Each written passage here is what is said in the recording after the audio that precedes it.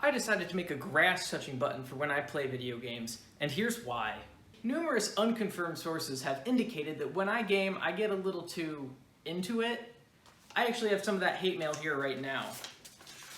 They are claiming that I smack talk too much, get way too salty, and threaten to seduce someone's mom. Now, I don't remember doing any of that, but I'll save that defense for my apology video in a couple years. Either way, I decided that for the betterment of humanity, I should make a product for the passionate people that play video games. The ones that really care about how good they're doing. The case is pretty much just a box that has an angled faceplate for more ergonomics. You know, I put some holes here and there so that it can all be screwed together and printed in different pieces, but that's really it. It's just a box. So the first thing to do is to figure out how to mount the switches. For me, it's pretty simple to make an all-CAD model because I can change the dimensions to whatever I see fit. But it's the inclusion of these darn real-life things that have set dimensions that really throws a proverbial snake into my proverbial boot. Basically, I just took out my digital calipers and I started measuring. The nuts that screwed the cover onto the main switch body were larger than any wrenches I had. So I had to 3D print my own. Isn't it adorable? All things considered, all I really had to do was add in some holes for the little cylinder to fit through, and I also added in some sunk rectangles just so that when I was wrenching down on the nuts, it didn't twist the entire switch body. That was really it. The button is, for lack of a better word, wildly overcomplicated. All of the buttons that I had from previous electronics projects were tiny and had like a millimeter of travel. That's just not dramatic enough. I could have these little caps that I can put on them like so. That's still not very dramatic, and we just can't have that. What I needed was more action, more movement. So the first thing I tried was the spring out of a pen. And while it worked really well for the compression portion of it, it didn't push back up very hard. Furthermore, it required the sacrificing of a lot of pens, and most importantly, whenever I would set a spring down on a table, it would run away. There's still 2 or 3 springs somewhere in my apartment that I step on occasionally, and I swear they are plotting to kill me. The next thing I tried was a sponge.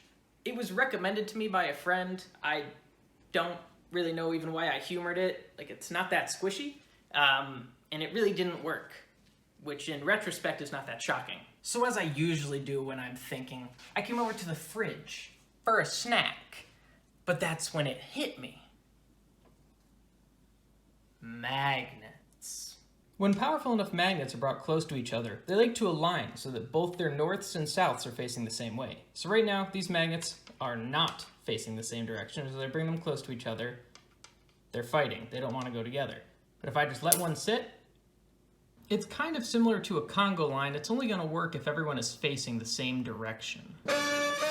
Shake your body, baby, do that conga. No, you can't control yourself any longer. So what I landed on was a button that had 3 groups of magnets in it. Some here, and some here. And those 3 groups of magnets in the button would oppose 3 groups of magnets that are in the actual base of the structure. The last step was to have something that slides in the hole I made such that the button would actually move.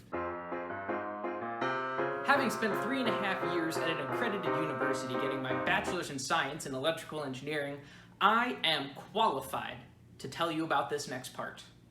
The circuit is really not that complicated.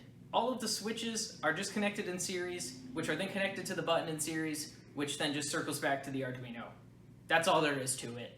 The only mildly complicated part is the button. The button is completely homemade and works by touching 2 wires together when the button is depressed. That's really how every button works if you think about it. This one, it's just on a much larger scale and very obvious to see. From an aesthetic perspective, a black box sitting on my desk just wasn't gonna cut it. So I reflected on all of those unprompted messages that those players were sending to me. Bro, can you stop talking? Why are you like this? Are your parents proud of you? Touch grass. Oh. As mentioned mentioned earlier, it's really just one big switch, so all the Arduino does is wait for the circuit to be closed so that it's looking at. That's about it. In my code, I added a finite state machine. That way, there's some button debounce. So basically, when you push it, if the wires kind of do this, it doesn't think you're pushing it like 8 times. But that's not wholly necessary. And I was just bored. With everything now put together, we're going to give this a test. Now, I don't condone rage quitting from multiplayer video games. So we're going to test it on the single most infuriating single-player video game of all time, Mousetrap.